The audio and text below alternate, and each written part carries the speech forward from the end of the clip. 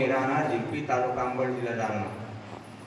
आम्ही जुन्यातून 10 वर्ष झाले. आम्हाला आमच्या घराचं माणसाला दिसत नव्हतं. 2-4 महिने कटाई दिसत नव्हतं.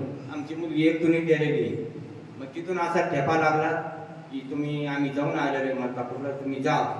त्यांना म्हणून तुम्ही चला, आम्हाला माहिती नाही. ते आमच्या सोबत आले, मुलगी ते शेजारची. इथं आल्यानंतर मग दर्शन केलं, आशीर्वाद भेटला आम्हाला.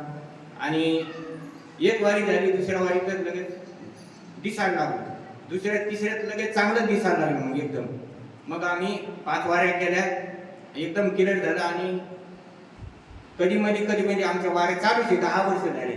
आता पौर्णिमाला आम्ही दोघं बी आलो, घरचे मिसेस आणि आम्ही दोघं बी आलो. आज मी एकला झालो.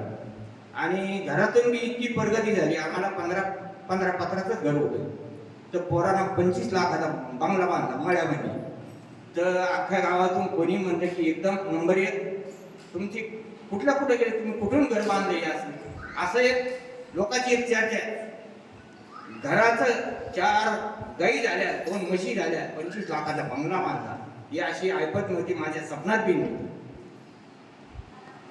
किती छान.